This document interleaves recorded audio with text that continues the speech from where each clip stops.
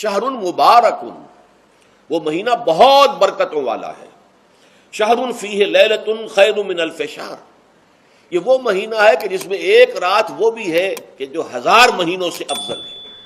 اور یہ ظاہر بات ہے قرآن مجید کی صورت ہے مکمل، انا انزلناہ فی لیلۃ القدر وما ادراک ما لیلۃ القدر لیلۃ القدر خیر من الف شہر، اس کی طرف اشارہ ہے. اب اس کے بعد جو جملہ ہے جعل اللہ صیامہ فریضۃ، اللہ نے اس مہینے کا روزہ رکھنا فرض قرار دے دیا ہے. وقیام لیلہ، ایک تو قیام اللیل کے لفظ پر غور کیجیے، اور اس کی راتوں کے دوران کھڑے رہنے کو تطوعاً آزاد مرضی پر چھوڑ دیا ہے. تو گویا کہ اس رمضان مبارک کے 2 پروگرام ہیں. ایک پروگرام دن سے متعلق ہے، وہ ہے روزہ، اور ایک قیام رات سے متعلق ہے، اور وہ ہے قیام اللیل. دن کا پروگرام فرض ہے، رات کا پروگرام فرض نہیں ہے، لیکن ایک طرح کی تشویق اور ترغیب، اس کے لیے جو ہے تحریص یہ موجود ہے.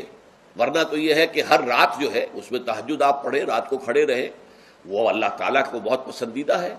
تہجد حضور کے لیے تو فرض کے درجے میں رہی ہے، لیکن عام مسلمانوں پر فرض نہیں ہے. البتہ جو کوئی کر سکے ان کے لیے یقیناً بہت اعلیٰ مراتب ہے، بہت اونچے درجات ہیں. تو وہ تو کسی بھی شب میں پورے سال آپ کریں، لیکن اس کے لیے خاص طور پر چونکہ اہتمام کیا گیا، لہذا جعلہ کا جو فعل ہے اس کے مفعول میں جہاں یہ شامل ہے، نمبر 1 جعل اللہ صیامہ فریضۃ، روزہ رکھنا فرض قرار دے دیا، اور اس کی راتوں کو کھڑے رہنا یہ تمہاری مرضی پر چھوڑ دیا، اسے فرض نہیں کیا ہے. بس اس تمہید کے بعد اب میں شروع کروں گا استقبال رمضان کے ضمن میں روزے کا اصل حاصل کیا ہے. اب پہلی آیت پر ہمیں توجہ دینی ہوگی. یا ایھا الذین آمنوا کتب علیکم الصیام، اہل ایمان تم پر روزہ فرض کیا گیا، لکھ دیا گیا، طے کر دیا گیا. اگرچہ جیسا کہ میں نے عرض کیا یہ ابتدائی حکم ہے، اور اس میں وجوب علی تخییر وہ بعد میں آ چکا دوسری آیت میں. کما کتب علی الذین من قبلکم، جیسے کہ یہ فرض کیا گیا تھا ان پر جو تم سے پہلے تھے، یعنی یہود اور نصارہ، ان پر بھی یہ روزہ جو ہے یہ فرض تھا. البتہ احکام مختلف ہو گئے. جیسے جمعے کا دن، اور جمعے کو چھوڑ کر یہودیوں نے سبت کا دن اختیار کیا، عیسائیوں نے جو ہے وہ سنڈے کو اختیار کر لیا، لیکن احکام میں فرق ہے.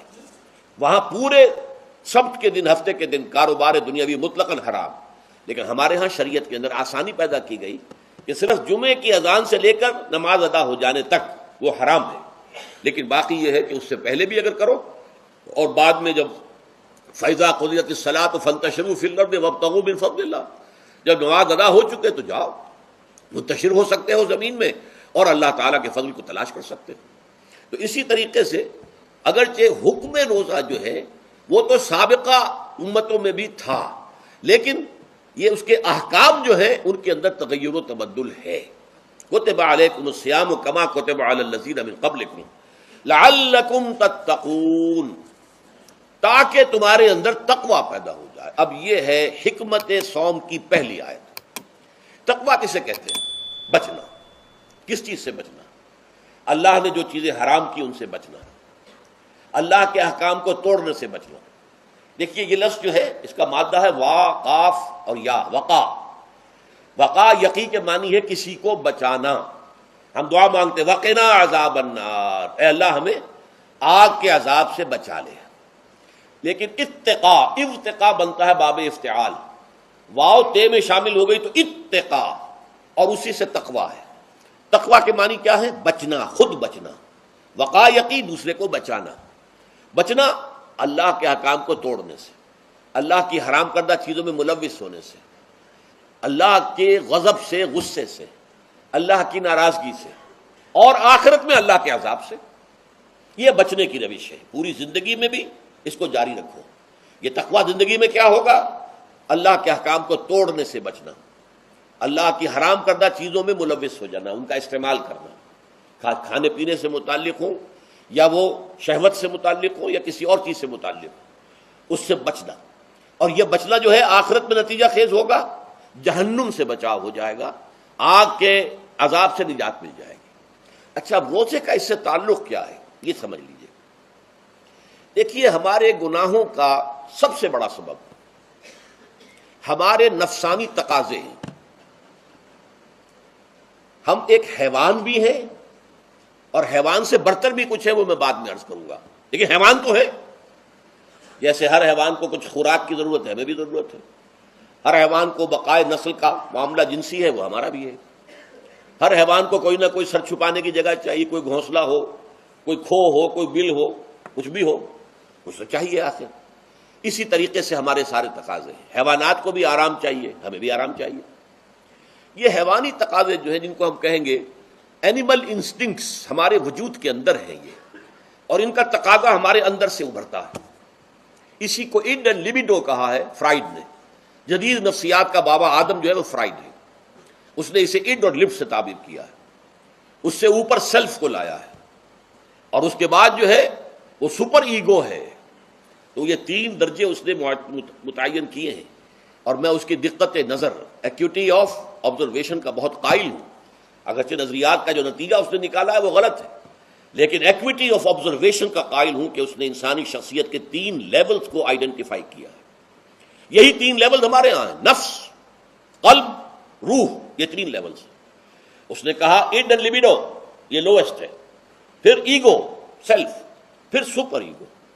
3 لیول وہ بھی مانتا، اگرچہ ان کی تعبیر اس نے غلط کی ہے، لیکن جہاں تک ایڈ اور لیبیڈو کی تعبیر ہے وہ صحیح ہے. وہ حیوانی تقاضے. اچھا، ان حیوانی تقاضوں کے بارے میں یہ بات بالکل واضح رہنی چاہیے کہ یہ اندھے بہرے ہیں. انہیں صرف اپنی گریٹیفیکیشن، اپنے تسکین سے جو ہے ساری بحث ہے. اس سے کوئی غرض نہیں کہ حلال ذریعے سے ہو، حرام ذریعے سے ہو. پیٹ کھانے کو مانگتا ہے بھوک کے اندر. اب آدمی جو ہے حرام کے اندر بھی بیمار بیٹھتا ہے، یہاں تک کہ خود شریعت اجازت دیتی ہے کہ اگر جان پر بن جائے، آدمی جو ہے وہ فاقے سے مر رہا ہو، تو وہ کوئی حرام چیز کھا کر بھی اپنی جان بچا سکتا ہے، لیکن عام حالات میں نہیں. لیکن ہو سکتا ہے ہمارا چٹخارا جو ہے وہ حرام کی طرف ہمیں لے جائے. کسی کو واقعتاً اللہ نہ کرے کہ سور کے گوشت کا چسکا لگ جائے، وہ اس کے بغیر بچتا ہی نہیں، کھاتا ہے. شراب کی عادت ہو گئی، پیتا ہے. یہ نہیں. تو ہمارا پیٹ مانگتا ہے، اور اسے اس سے غرض نہیں کہ حلال سے کھایا ہے یا حرام سے کھایا ہے. ہماری شہوت اپنی تسکین چاہتی ہے، اسے اس سے غرض نہیں کہ حلال سے یا حرام سے، جائز سے یا ناجائز سے.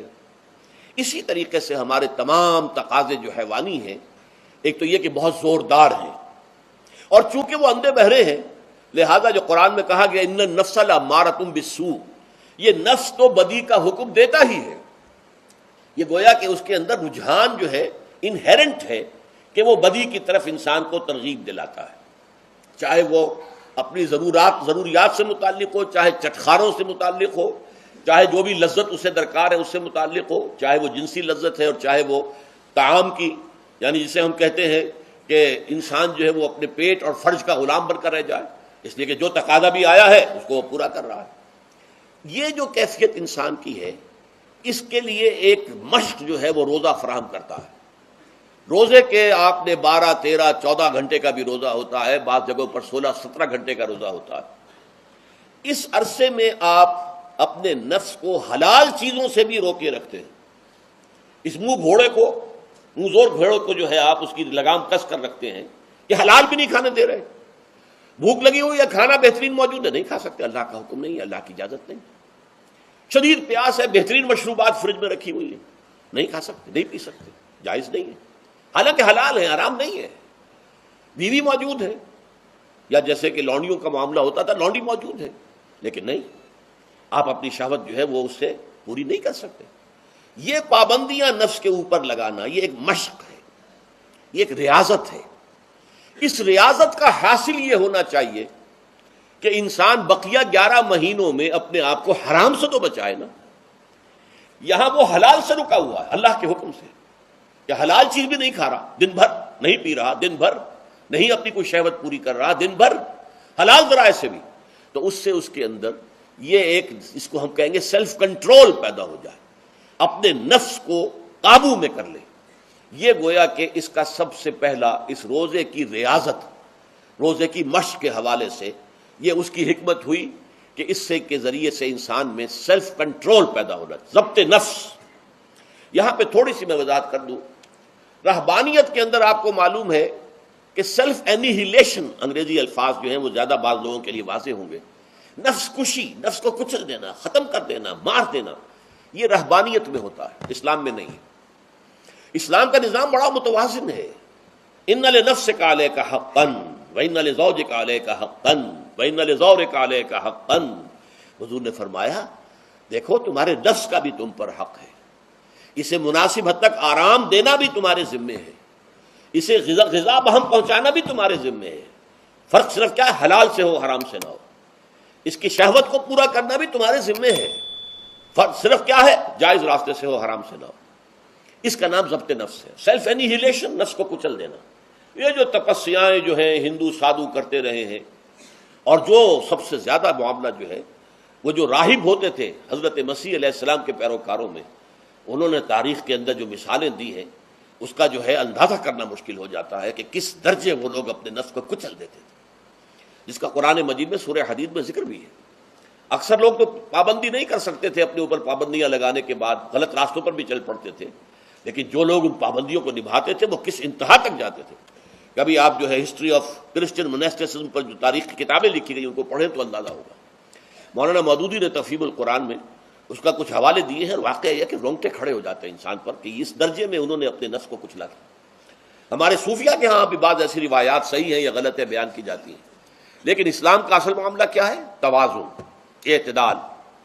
تمہارے نفس کا بھی تم پر حق ہے، ان لنفسک علیک حقا، تمہاری بیوی کا بھی تم پر حق ہے، وان لزوجک علیک حقا، اور تمہارا جو بھی کوئی ملاقاتی آئے، کوئی دوست ہے، اس کا بھی زورک علیک حق، زیارت کرنے کے لیے کوئی آیا اس کا بھی حق ہے، ان کے حقوق ادا کرو۔ حضرت عبداللہ ابن عمرو بن العاص رضی اللہ تعالی عنہما صحابہ کرام میں اس اعتبار سے بہت ممیز تھے کہ ان پر عبادت جو ہے، عبادت گزاری کا اتنا غلبہ ہو گیا تھا، ہر روز روزہ رکھتے تھے اور رات کو پوری رات کھڑے رہتے تھے۔ حضور کو اطلاع دی گئی، حضور نے طلب کیا فوراً، آپ نے فرمایا یا عبداللہ الم نخبر، کیا ہمیں یہ خبر نہیں دی گئی انک تصوم الدہر وتقوم اللیل، کہ تو ہمیشہ رات کو کھڑا رہتا ہے نماز میں اور ہر روز روزہ رکھتا ہے۔ اب ظاہر بات ہے حضور کے حضور میں جھوٹ کیسے بولتے، ویسے بھی جھوٹ بولنے کا سوال نہیں صحابی کے لیے، تو عرض کیا بلا یا رسول اللہ ایسی تو صحیح ہے۔ فرمایا لا تفعل، ہرگز ایسا مت کرو، فإن لنفسک علیک حقا وإن لزوجک علیک حقا وإن لزورک علیک حقا، تمہارے نفس کا بھی تم پر حق ہے، روزہ رکھو بھی اور افطار بھی کرو۔ بہترین روزہ جو ہے وہ حضرت داؤد علیہ السلام کا تھا، ایک دن روزہ رکھتے تھے، ایک دن افطار کرتے تھے۔ لیکن یہ ہے کہ آپ ہفتے میں 2 دن روزے حضور کے ہیں، سوموار کو اور جمعرات کو، مہینے میں 3 روزے یہ ہیں، اس میں گویا کہ سنت پر عمل بھی ہو جائے گا۔ لیکن یہ کہ ہمیشہ روزہ رکھنا، بلکہ یہاں تک کہا گیا ما صام من صام الدہر، جو ہمیشہ روزہ رکھتا ہے اس نے کوئی روزہ رکھا ہی نہیں۔ کیا مطلب؟ یہ تو اس نے اپنی ہیبٹس بدل لی ہیں، ہیبٹس ہو گئی ہیں یہ کہ سارا دن بھر نہیں کھانا، صبح کھانا شام کو کھانا، بس یہ تو اس نے اپنی ہیبٹ بدل لی ہے، روزہ ہیبٹ بن گیا اس کا۔ ما صام من صام الدہر، جس نے ہمیشہ روزہ رکھا اس نے کوئی روزہ رکھا ہی نہیں۔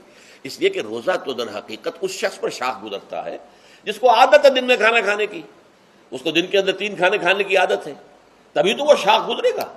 اگر وہ عادت ہی آپ نے بدل لی ہے تو ظاہر بات ہے کہ پھر روزے کی جو برکت ہے وہ تو ظاہر نہیں ہوگی۔